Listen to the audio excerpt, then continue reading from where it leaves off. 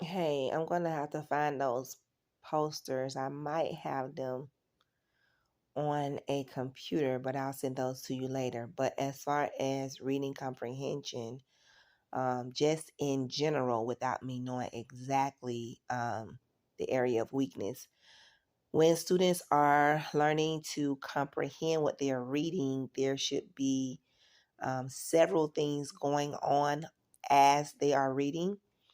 Most of the time, when students are reading, they're not stopping to make sure they understand what they've read. And that's the major reason why students don't comprehend. They're so accustomed of teachers trying to have them to read the words aloud smoothly that they're not using any of their brain capacity to think about what they read, and not only stop and think about what they read when they continue reading, take what they previously read and continue to add it to what they're reading to develop an overall picture. And so there are several things that should be happening while they are reading. One being they should be asking themselves questions, which this is the easiest of the skills within comprehension that students do. When they're reading a book, they ask questions. So yeah, they basically do that one. Another thing that they should be doing while they're reading is visualizing. So every time they're reading and they keep reading the next sentence and the next sentence and the next sentence, they should be visualizing what's happening. So if they're saying, I don't know, the little boy ran up to his mother with sweat dripping from his face, they literally should be seeing using their imagination to see a little boy and what he would look like if he came up to his mother with sweat dripping down his face. And then they also should be kind of asking questions like, what in the world is going on? Why, like, what's happening? Um, Another thing they should be inferring, sorry, making inference, which just means making a guess of what's going on. A prediction means they're going to figure out what happens next. But when you are using inferencing, that means, okay, well, if I just ran up to my mama and sweat running down my face, here are a couple things that could happen based on my background knowledge. Or another example for inference. A kid came home, gave a report card to their mom, and their mom dropped everything and started jumping for joy and leaping for joy. Well, I can infer that the kid did really, really good on their report card based on my previous knowledge. So I'm putting the clues together. So a lot of students read, a lot of children read, and they're reading the sentence, read the next sentence, read the next sentence, but they're not trying to make any inference at all. Another thing is they're not making connections. So, um, okay, I remember that one time when my mom, it was a knock at the door, and I was the student of the month.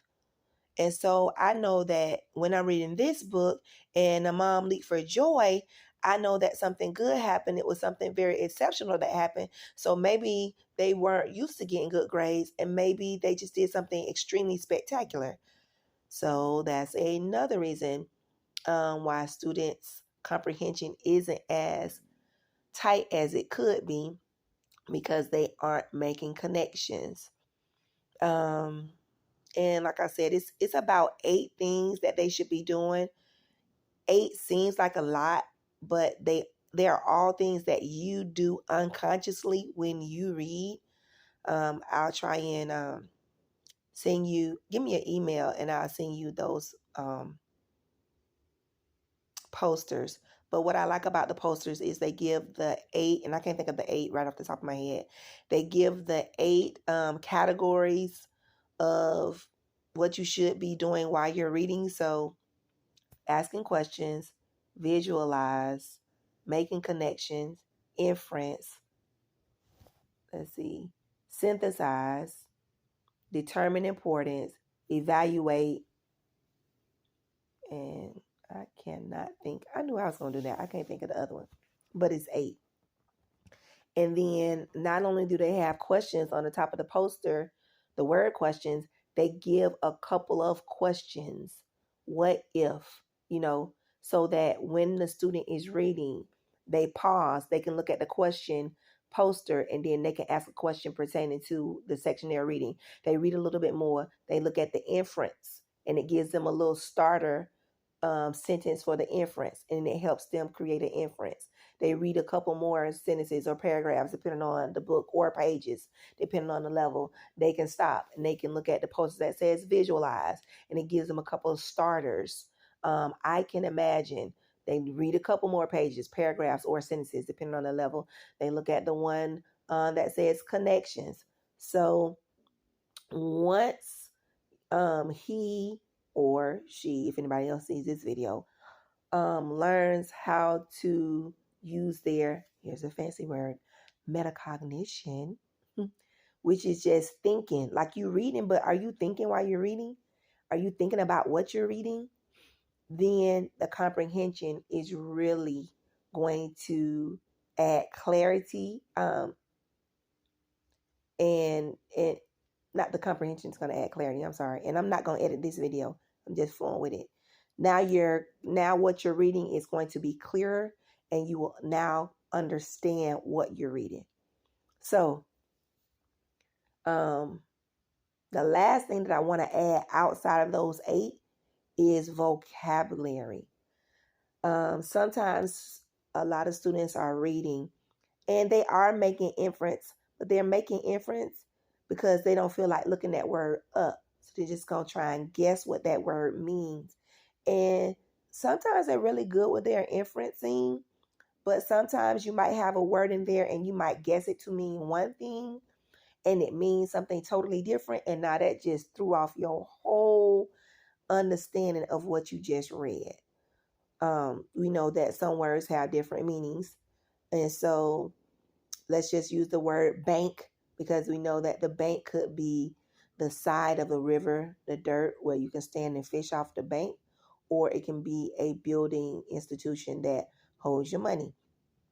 So if a kid is reading a sentence and the dad is out there with the tackle box with his son and daughter and they doing the bait and stuff like that, and they said they stood on the river bank, and the kid automatically think the place where they hold money is, they throw it off.